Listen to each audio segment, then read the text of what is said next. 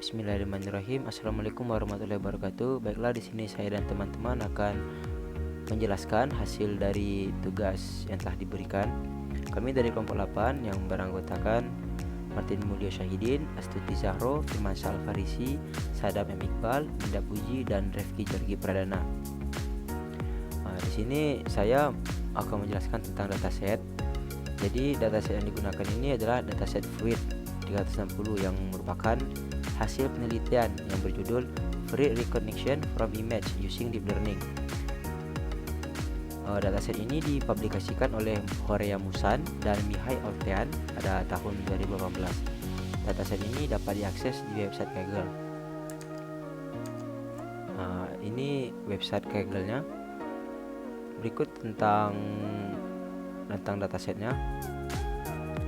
Versi dari dataset ini 2020.05.18.0. Untuk propertinya sendiri itu terdapat 90.493 image. Training set size-nya 67.692 image. Kemudian test set size-nya itu 22.688 image. Dan di dataset ini terdapat 131 kelas. Untuk ukuran image-nya itu 100 x 100 pixel. Dan format dari file name-nya itu sendiri image index x100.jpg, atau bisa dibuat seperti ini 32.100.jpg. Dan begitu juga untuk R2 dan R3 nya. Untuk semua image-nya itu tadi berukuran 100 x 100 pixel. Nah, untuk tugas kali ini kami hanya menggunakan 5 kelas saja, yaitu jagung, jambu biji, leci, salak, dan semangka. CNN merupakan salah satu metode deep learning yang mampu melakukan proses pembelajaran mandiri untuk pengenalan objek, ekstraksi objek, dan klasifikasi, serta dapat diterapkan pada citra beresolusi tinggi yang memiliki model distribusi non-parametrik. CNN bekerja dengan memanfaatkan proses konvolusi dengan menggerakkan sebuah kernel konvolusi atau filter berukuran tertentu ke sebuah gambar. Komputer mendapat informasi representatif baru dari hasil perkalian bagian gambar tersebut dengan filter yang digunakan. CNN terdiri dari convolutional layer, pooling layer, dan fully connected layer. Convolutional layer merupakan layer inti di mana proses komputasi terjadi. Komponen penting yang terdapat dalam layer ini yaitu input dalam filter atau kernel dan feature map. Pooling layer merupakan layer yang berfungsi untuk melakukan downsampling, yaitu mengurangi dimensi dan jumlah parameter. Pooling layer juga melakukan ekstraksi fitur yang dominan. Terdapat dua jenis pooling layer yang biasa digunakan, yaitu max pooling dan average pooling.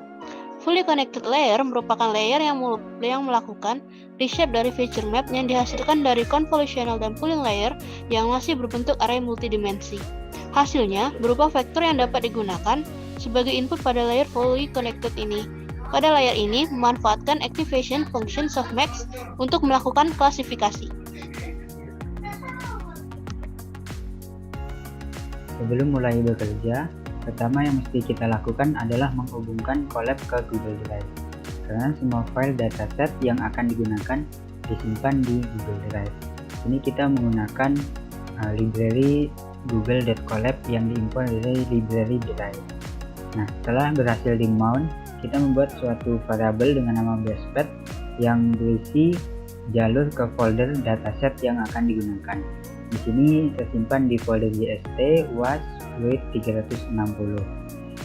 Kemudian untuk mengubah data menjadi kumpulan array, kita membutuhkan suatu fungsi dengan nama image data generator dari library keras. Ini dilakukan karena komputer tidak bisa mengolah data berbentuk gambar, tetapi mesti diubah menjadi suatu data berbentuk array. Selanjutnya kita membuat suatu fungsi generator. Di sini terdapat argumen horizontal flip, vertical flip, height, shift range yang merupakan parameter dari fungsi image data generator yang digunakan untuk memvariasikan gambar. Misalnya pada argumen horizontal flip digunakan untuk membalik gambar secara horizontal. Kemudian argumen validation split digunakan untuk melakukan validasi dari pelatihan. Validation split ini membagi data dari dataset sesuai dengan yang diinginkan. Pada kode di atas kita memasukkan 0,2, yang artinya dataset akan dibagi 20% untuk validasi, sedangkan 80%-nya digunakan untuk pelatihan. Selanjutnya yaitu training dan validasi. Pertama, kita harus memilih data kelas yang akan digunakan. Sini kami menggunakan kelas jagung, jambu biji, dan leci. Sebenarnya masih banyak lagi kelas yang bisa digunakan seperti apel, pear, kiwi, apricot, strawberry, dan sebagainya. Nah, tapi di sini hanya menggunakan 3. Kemudian kita membuat suatu fungsi untuk melakukan training dan validasi. Sini terdapat perbedaan yaitu subset yang digunakan. Pada subset yang digunakan pada fungsi train yaitu training yang menyatakan bahwa fungsi ini digunakan untuk melakukan pelatihan. Sedangkan pada subset validation menyatakan bahwa fungsi ini akan digunakan untuk melakukan validasi. Sini terdapat target size yaitu berupa tuple yang berisi data 224 dan 224. Ini maksudnya adalah ukuran pixel pada data. Ini ada base path yang digunakan untuk mengambil data-data gambar yang akan digunakan, dan classes yang akan digunakan yaitu sesuai dengan label yang sudah ditentukan. Di sini melakukan shuffle sama dengan true, artinya pada tahap validasi gambar akan diambil secara acak dari setiap kelas. Ini dilakukan supaya tidak terjadi berat sebelah pada satu data tertentu. Nah, di sini hasilnya mendapatkan 1144 gambar yang dibagi menjadi 3 kelas sebagai data untuk melakukan training. Kemudian melakukan training data, pertama kita melihat data yang digunakan. Ini pada leci, jambu biji, dan jagung. Pada data leci terdapat 490 data, jambu biji 490 data, dan jagung 450 data. Kemudian pertama kita melakukan autotune yang berfungsi untuk meningkatkan akurasi model. Selanjutnya kita melakukan modeling. Kita akan membuat suatu model dengan model sekuensial dan 3 macam layer, yaitu global, average, pooling 2 dimensi, dense, dan dropout. Pertama, kita melakukan import model sekuensial dan layer-layer yang dibutuhkan. Kemudian mendeklarasikan model yang akan kita buat. Nah, selanjutnya kita memasukkan layer-layer ke dalam model yang kita buat. Ini pertama kita memasukkan layer dense dengan 64 layer dan menggunakan activation value. Dan di sini menggunakan input shape. Dan yang kedua kita memasukkan layer global, average, pooling 2 dimensi, dropout, layer dense dengan activation value, dan yang terakhir melakukan penambahan layer dense dengan 3 layer dan menggunakan activation softmax. Setelah kita melakukan penambahan layer tersebut, kita bisa melihat hasil dari model kita menggunakan fungsi summary. Kemudian kita melakukan kompilasi model. Ini pada parameter loss atau argumen loss kami menggunakan categorical cross entropy. Sebetulnya masih banyak pilihan yang lain, tetapi di sini menggunakan categorical cross entry karena output yang dihasilkan itu 3 kelas. Kemudian kita menggunakan Adam sebagai optimizer-nya. Nah, di sini kita melakukan fitting model atau training model yang digunakan untuk memasukkan proses pembelajaran model.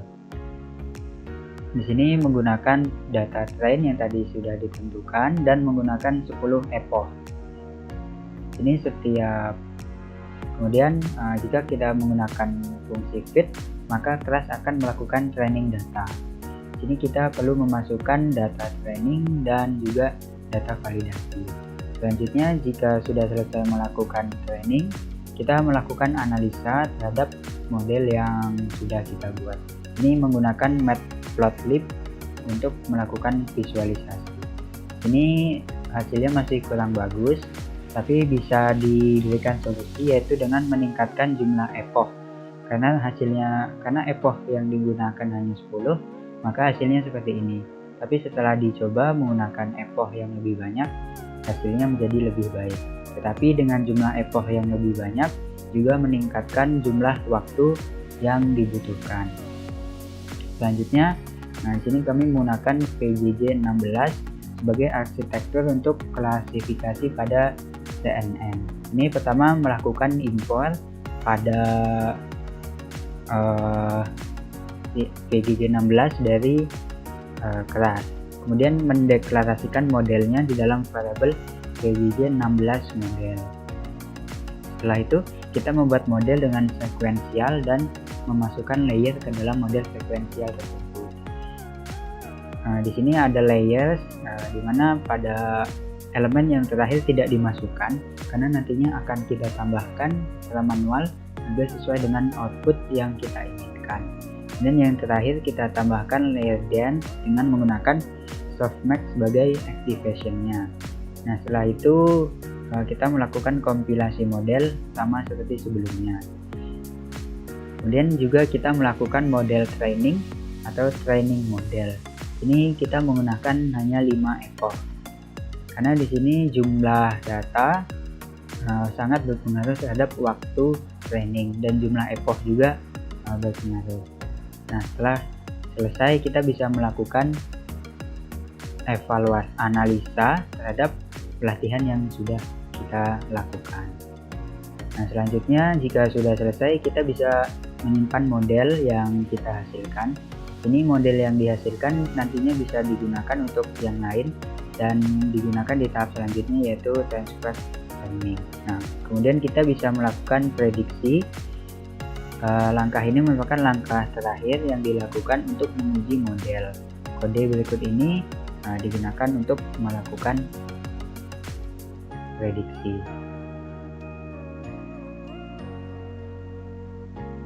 Di sini saya coba memilih gambar leci.